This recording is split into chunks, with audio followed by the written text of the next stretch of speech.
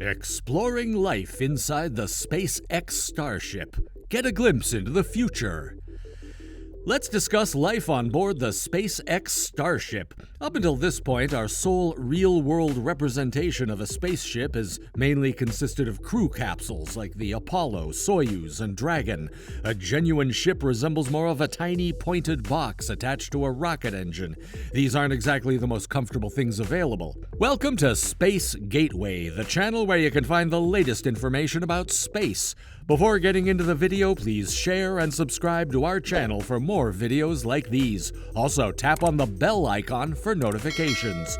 Without further ado, let's get into it.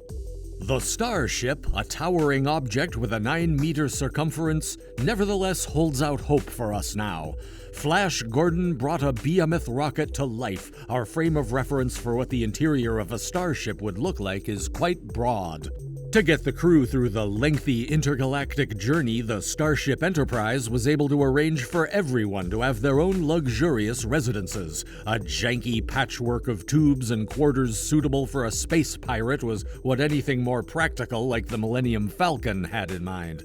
In a perfect world, the comfort level of the SpaceX Starship would be somewhere in the middle, not quite at the top. Yet space and comfort are sufficient to stave off claustrophobia for a journey to Mars and back, which brings us to cruise size. What is the optimum number of passengers for a Starship flight? One of the reasons this is crucial is that each individual will need a sizable amount of resources such as food and water to survive. As a result, if we know that the maximum load capacity of our Starship is 100 metric tons, we must be aware of the true mass of a single crew member. In addition, we must keep in mind that the crew's mental health and well-being will play a significant role in these lengthy interplanetary trips. Halfway to Mars, crew members may start to fear and stress out if there are too many passengers and not enough personal space. But if there aren't enough crew members, people can quickly become tired of one another. The first violent crime to be committed outside of Earth may occur. The consensus among specialists appears to be that a crew of 10 is the ideal number for a Starship mission to Mars. 100 people might be sent at once, according to Elon Musk, but all indications suggest that was a terribly awful decision. Fortunately, there is still plenty of room to work with. It goes without saying that rocket-related equipment will occupy the lower part of the ship.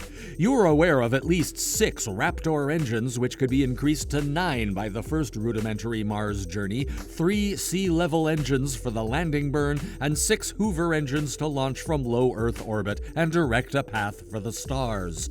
That segment will be capped off by something known as a common dome, and above that will be the enormous propellant tanks required to make that happen.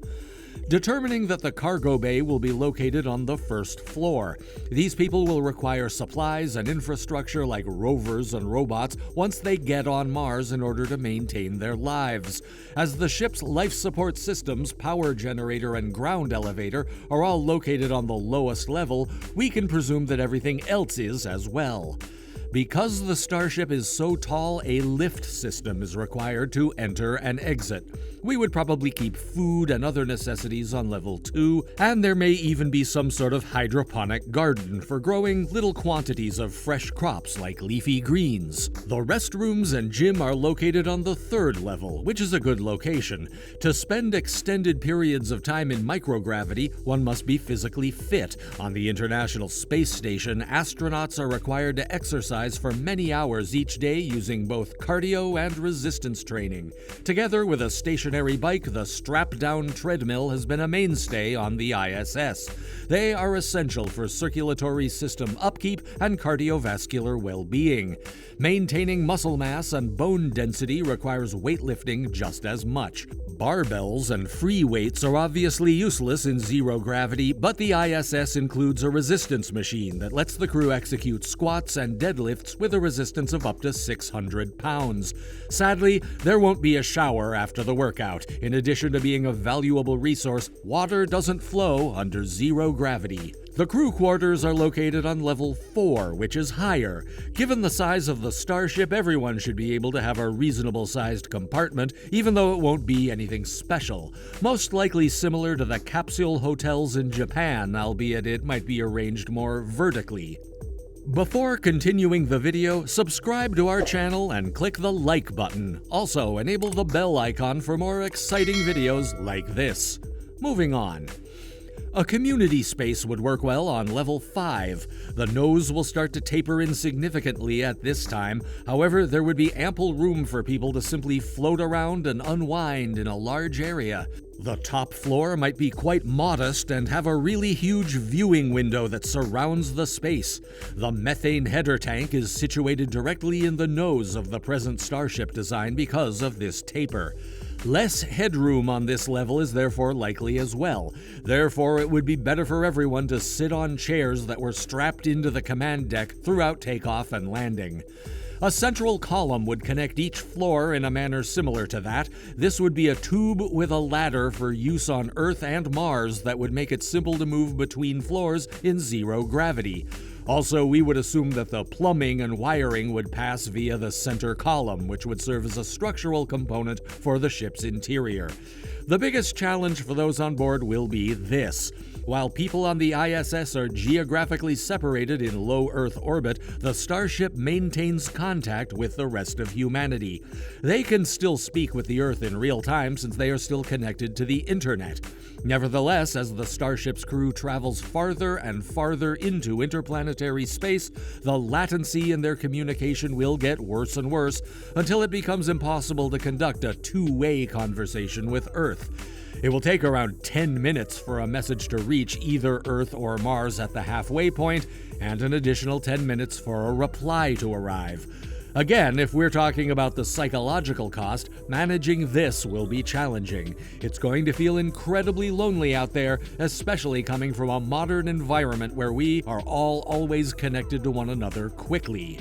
Herein is the true trick of the entire Starship scenario. How can we keep the air flowing and the lights on? There is no simple solution as to where the significant amount of electricity needed will come from. One of the first things that comes to mind is solar energy. This is how the ISS is powered. But bear in mind that the 8 principal solar wings, each measuring 112 feet long and 39 feet broad, are enormous solar arrays.